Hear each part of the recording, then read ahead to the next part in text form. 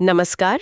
आज हम एक बहुत ही खास किताब पर बात करने वाले हैं। हाँ, पॉलो कोएल्हो की द अल्केमिस्ट, दुनिया भर में मशहूर। बिल्कुल। ये कहानी है एक चरवाहे लड़के सैंटियागो की। वो निकलता है मिस्र के पिरामिडों के पास एक खजाने की खोज में। और हमारे पास ना इस किताब के कुछ अंश हैं, जैसे लेखक ने खुद क्या कहा है, भूमिका है, कहानी कैसे शुरू होती है, वो सब। अच्छा, तो हमारा मकसद क्या है आज? मकसद है किताब के जो मेन आइडियाज है ना, जैसे वो पर्सनल लेजेंड वाला कॉन्सेप्ट। हाँ, व्यक्तिगत नियति। हाँ वही, और संकेतों की भाषा, अपने सपनों के पीछे जाना, इन सब पर थोड़ी गहराई से बात करें, और लेखक के अपने अनुभव भी इसमें कैसे झलकते हैं। ये बात दिलचस्प है कि कहानी से पहले खुद लेखक का सफर भी कमाल का है। उन्होंने भूमिका में जिक्र किया है कि जब ये किताब पहली बार आई ब्राजील में तो चली नहीं। हाँ बिल्कुल, मतलब फ्लॉप हो गई थी, यहाँ तक कि पब्लिशर ने कॉन्ट्रैक्ट ही कैंसिल कर दिया था। जाहिर है उनके लिए बड़ा झटका रहा होगा। और उनको अपनी कहानी पर, अपनी पर्सनल लेजेंड पर बहुत गहरा यकीन था। उनको ये एहसास हुआ कि शायद ये जो लिखने की कला है ना, यही उनका असली खजाना है। फिर क्या हुआ? फिर दूसरे पब्लिशर ने इसे छापा, और फिर तो कमाल ही हो गया। लोगों ने एक दूसरे को बताया, और किताब देखते देखते दुनिया भर में छा गई। और क्या खूब छाई। 80 से ज्यादा भाषाओं में ट्रांसलेट हुई है। बिल क्लिंटन, मैडोना, सब ने तारीफ की। ये दिखाता है कि कहानी में कुछ तो बात है जो सबसे जुड़ती है। बिल्कुल, जैसे लेखक ने कहा भी है, एक इंसान की कहानी हर इंसान की कहानी होती है। अपनी किस्मत, अपनी मंजिल ढूंढने की चाहत तो सब में होती है ना? सही कहा। अच्छा, कहानी पर आते हैं। प्रस्तावना में वो नार्सिसिस वाली कहानी है, पर उसका एंडिंग थोड़ा अलग है। हाँ, वो बहुत दिलचस्प है। झील रोती है नार्सिसिस के लिए, इसलिए नहीं कि वो सुंदर था, बल्कि इसलिए कि झील उसकी आंखों में अपनी सुंदरता देखती थी। ये तो सोचने वाली बात है। मतलब ये शायद हमें तैयार कर रहा है कि दुनिया को हम अक्सर अपनी ही नज़र से देखते हैं। सच्ची समझ शायद बाहरी चीज़ों से ज़्यादा अंदरूनी होती है। अच्छा, फिर हम सैंटियागो से मिलते हैं। चरवाहा है, दुनिया घूमना चाहता है, और उसे बार बार एक सपना आता है। हाँ, पिरामिड और खजाने का सपना। यहीं से उसकी यात्रा की शुरुआत होती है। पहले वो एक जिप्सी औरत से मिलता है। वो तो सपने का सीधा मतलब बताती है। मिस्र जाओ और बदले में खजाने का 10वां हिस्सा मांग लेती है। हाँ, वो हिस्सा तो है, लेकिन असली मोड़ तब आता है जब वो बूढ़े राजा मिल्कीज़ेदेक से मिलता है, सालेम का राजा। हाँ, वो मुलाकात अहम है। वहीं पर ये पर्सनल लेजेंड का आइडिया आता है। बिल्कुल।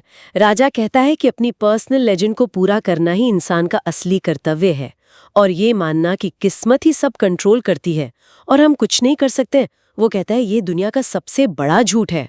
और वो उसे 2 पत्थर भी देता है ना, यूरेम और थम्मीम। हाँ, संकेतों को समझने में मदद के लिए। और वो चम्मच और तेल की बूंदों वाली कहानी भी सुनाता है। क्या थी वो कहानी?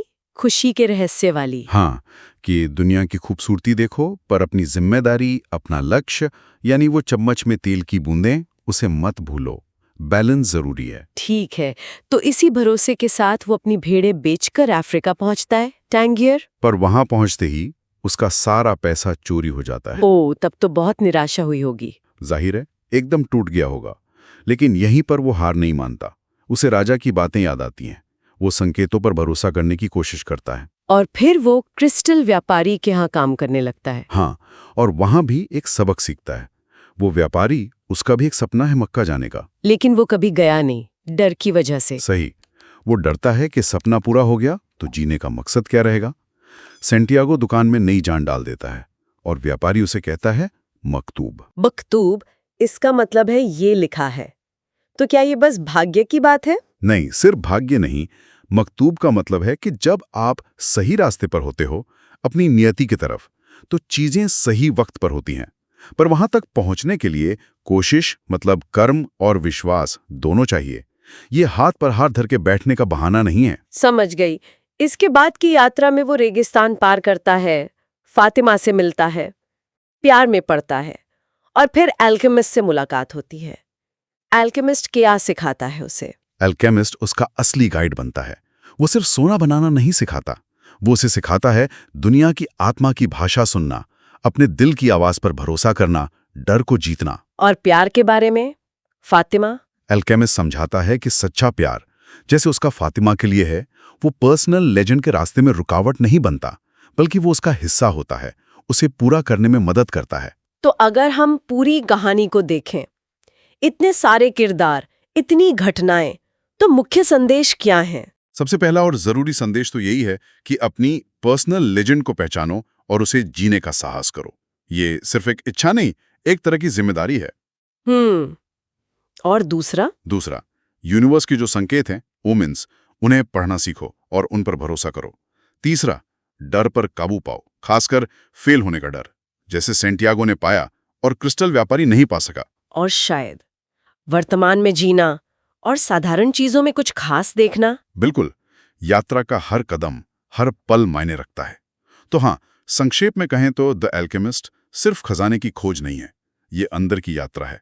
अपनी किस्मत को जीना, डर को हराना, दुनिया की भाषा समझना। और लेखक की अपनी जिंदगी भी तो कुछ ऐसी ही रही। पहली किताब नहीं चली, पर विश्वास रखा और फिर देखो। हाँ, उनकी कहानी खुद इस किताब का सबसे अच्छा उदाहरण है। ये कहानी वाकई सोचने पर मजबूर करती है। क्या अपनी पर्सनल लेजेंड के लिए हमेशा सब कुछ छोड़ना पड़ता है, जैसे सैंटियागो ने भेड़ें छोड़ी, घर छोड़ा? या फिर जहां हम हैं वहीं रहकर भी उसे पाया जा सकता है, अगर हम सुनने को तैयार हों? ये बहुत गहरा सवाल है। शायद जवाब हर किसी के लिए अलग हो, लेकिन शुरुआत तो सुनने और समझने से ही होगी।